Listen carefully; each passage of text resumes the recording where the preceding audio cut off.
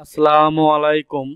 জনসেবা YouTube চ্যানেলে নতুন আরও একটি নিয়োগ বিজ্ঞপ্তিতে আপনাকে স্বাগত জানাচ্ছি। আমি মোহাম্মদ নাজমুল হক। আমাদের ইউটিউব চ্যানেল জনসেবা স্টুডিও। তো বন্ধুরা, এনএসআই প্রধানমন্ত্রীর কার্যালয়ে যে নতুন একটি নিয়োগ বিজ্ঞপ্তি প্রকাশ করেছে তার বিস্তারিত এই ভিডিওতে আলোচনা করব। আজ আমি আপনাদের বলে দেব কয়টি পদ সংখ্যায় তারা লোক নেবে এবং কি কি পদের নাম, শিক্ষাগত যোগ্যতা ও কোন কোন জেলার প্রার্থীগণ আবেদন করতে পারবেন। তো বন্ধুরা, আপনারা প্রথম থেকে শেষ পর্যন্ত ভিডিওটি দেখবেন। তারপরে যদি আপনাদের কোনো প্রকার বুঝতে সমস্যা হয় তাহলে আমার ভিডিওর কমেন্ট বক্সে কমেন্ট করতে পারেন। তো বন্ধুরা, বেশি কথা না বাড়িয়ে চলুন ভিডিওটি শুরু করা যাক। তো বন্ধুরা, ভিডিওটি শুরু করার আগে আরেকটি রিকোয়েস্ট, যারা আমার চ্যানেলে নতুন তারা অবশ্যই চ্যানেলটিকে সাবস্ক্রাইব করবেন এবং যারা ইতিমধ্যে সাবস্ক্রাইব করেছেন তাদেরকে অসংখ্য অসংখ্য ধন্যবাদ। তো বন্ধুরা, চলুন ভিডিওটি শুরু করা যাক। গণপ্রজাতন্ত্রী বাংলাদেশ সরকার নিয়োগ বিজ্ঞপ্তি। গণপ্রজাতন্ত্রী বাংলাদেশ সরকার অধীনস্থ একটি অধিদপ্তরে কিছু সংখ্যক শূন্য পদ পূরণের জন্য বাংলাদেশের স্থায়ী নাগরিক গণের পুরুষ ও মহিলার নিকট হতে দরখাস্ত আহ্বান করা যাচ্ছে। সরকার কর্তৃক অনুমোদিত অন্যান্য ভাতাসহ জাতীয় বেতন স্কেল 15 অনুযায়ী সংশ্লিষ্ট পদে বিপরীতে উল্লেখিত বেতন স্কেলে নিয়োগ করা হবে। তো দেখেন, ক্রমিক নাম্বার 1 সহকারী পরিচালক, পদের সংখ্যা 102 জন। শিক্ষাগত যোগ্যতা প্রথম শ্রেণীর স্নাতকোত্তর ডিগ্রি অথবা দ্বিতীয় শ্রেণীর স্নাতকোত্তর সম্মানসহ দ্বিতীয় শ্রেণীর স্নাতকোত্তর ডিগ্রি অথবা 4 বছর মেয়াদী দ্বিতীয় শ্রেণীর স্নাতকোত্তর ডিগ্রি সহ কম্পিউটার চালনায় দক্ষতা থাকতে হবে। এটা আপনার সকল জেলা থেকে আবেদন করতে পারবেন। বাংলাদেশের 64 জেলা থেকে আবেদন করা যাবে। 2 নাম্বার গবেষণা কর্মকর্তা, বেতন 22,000 থেকে 53,060, পদের সংখ্যা 2টি।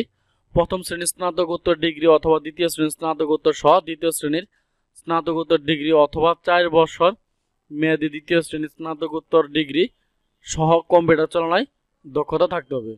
যেটাতে আপনার 64 জেলা থেকে আবেদন করা যাবে। ক্রমিক নাম্বার 3 সহকারী প্রোগ্রামার, পদের সংখ্যা 4 জন। কোনো স্বীকৃত বিশ্ববিদ্যালয় হতে কম্পিউটার সায়েন্স ও computer science and engineering, electrical engineering, technology সংশ্লিষ্ট বিষয়ে ন্যূনতম শ্রেণী বা সমমানের সিজিপিএ সহ স্নাতকোত্তর বা সমমানের ডিগ্রি থাকতে হবে। সকল জেলা থেকে আবেদন করা যাবে।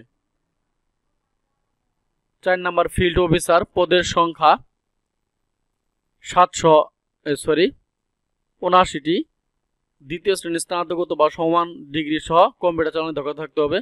উচ্চতা পুরুষদের ক্ষেত্রে 5 ফিট 3 ইঞ্চি এবং মহিলাদের ক্ষেত্রে 5 ফিট থাকতে হবে। বুকের মাপ স্বাভাবিক 30 থেকে 32 ইঞ্চি। এটা আপনার সকল জেলা থেকে আবেদন করা যাবে। তো 5 নাম্বার কম্পিউটার টেকনিশিয়ান, পদের সংখ্যা 1টি। উচ্চ মাধ্যমিক বা সার্টিফিকেট সমান পরীক্ষায় উত্তীর্ণ থাকতে হবে। 64 জেলা থেকে আবেদন করা যাবে। তো দেখেন, রেডিও টেকনিশিয়ান, পদের সংখ্যা 1টি। উচ্চ মাধ্যমিক সার্টিফিকেট বা সমমান পরীক্ষায় উত্তীর্ণ সহ সংশ্লিষ্ট বিষয়ের 2 বছরের টেট কোর্স সার্টিফিকেট এবং কম্পিউটার চালানোর দক্ষতা থাকতে হবে। সকল জেলা থেকে আবেদন করা যাবে। অ্যাকাউন্টেন্ট কাম ক্যাশিয়ার, পদের সংখ্যা 1টি। বাণিজ্য বিভাগের দ্বিতীয় শ্রেণী স্নাতকোত্তর থাকতে হবে। জুনিয়র ফিল্ড অফিসার, 64 পদের সংখ্যা হচ্ছে আপনার 64টি। উচ্চ মাধ্যমিক সার্টিফিকেট বা সমান পরীক্ষা উত্তীর্ণ সহ কম্পিউটার চলমান দক্ষতায় থাকতে হবে। পুরুষদের ক্ষেত্রে 5 ফিট 3 ইঞ্চি এবং মহিলাদের ক্ষেত্রে 5 ফুট। বুকের মাপ থাকতে হবে আপনার 30 থেকে 32 ইঞ্চি সম্প্রসারিত। যে সকল প্রার্থীগণ আবেদন করতে হবে এখানে দেওয়া আছে, আপনারা বিস্তারিত দেখে নেবেন। 60 মুদ্রা অক্ষরিক কাম কম্পিউটার অপারেটর, পদের সংখ্যা 4টি। কোনো স্বীকৃত বিশ্ববিদ্যালয় হতে ন্যূনতম দ্বিতীয় শ্রেণী বা সমমান সিজিপিএতে স্নাতকোত্তর বা সমান ডিগ্রি থাকতে হবে।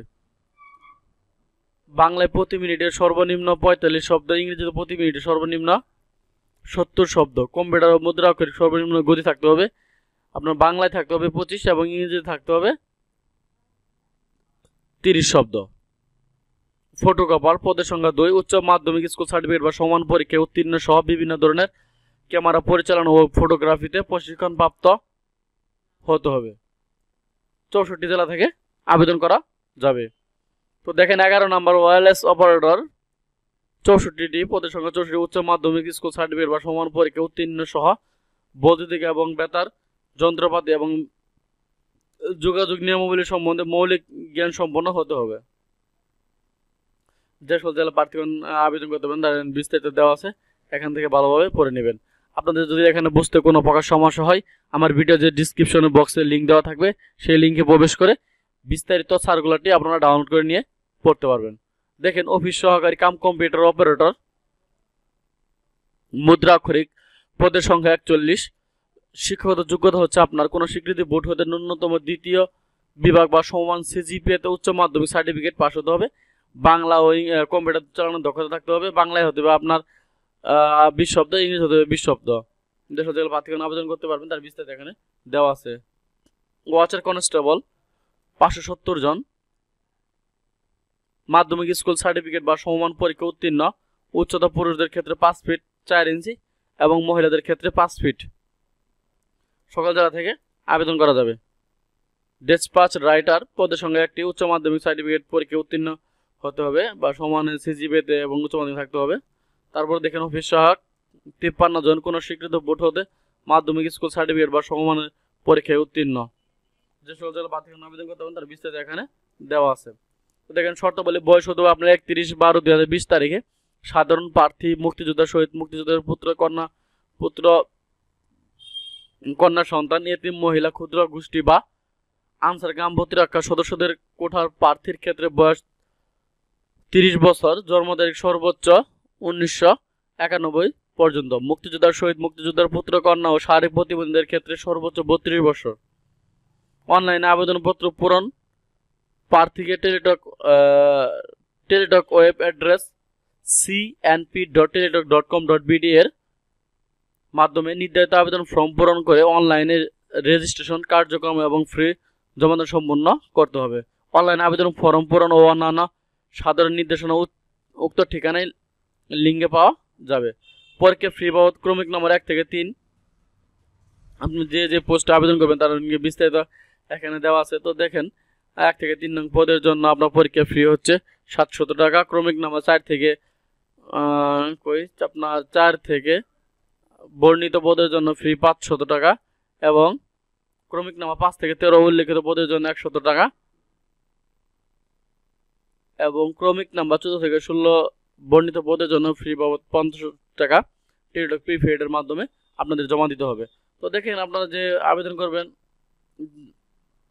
এখনো যেহেতু আবেদনটি শুরু হয়নি যার কারণে আপনাদের দেখাতে পারতেছি না। তো দেখেন অনলাইনে আবেদনপত্র পূরণ এবং পরীক্ষা ফি জমাদান সময়ের তারিখ, অনলাইন আবেদনপত্র দাখিল এবং পরীক্ষা ফি জমাদান শুরু তারিখ ও সময় 10 জানুয়ারি 2021 দুপুর 12টা থেকে শুরু হবে অনলাইন আবেদন এবং আবেদনপত্র জমাদানের শেষ তারিখ হচ্ছে আপনার 23/1/2021 সন্ধ্যা 6টায়।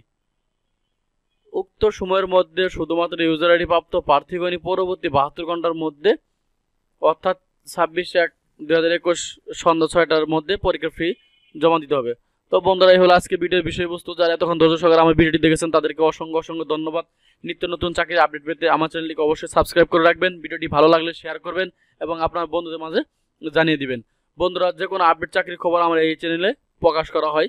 তো বন্ধুরা, আপনারা যদি চান এই এনএসআই এর আপনারা কীভাবে আবেদন করবেন, যেহেতু এখন আবেদন শুরু হয়নি, আগামী 10 তারিখ থেকে আবেদন শুরু হবে। চেষ্টা করব আপনাদের রিকোয়েস্ট যদি থাকে তাহলে অবশ্যই আপনাদের অনলাইনে কিভাবে A to Z আবেদন করতে হয় তার বিস্তারিত এই ভিডিওতে আলোচনা করব। তো বন্ধুরা, আজকের মধ্যে এই পর্যন্তই। পরবর্তী কোনো ভিডিও দেখার আমন্ত্রণ জানিয়ে আমি আমার বক্তব্য শেষ করছি। খুদা হাফেজ।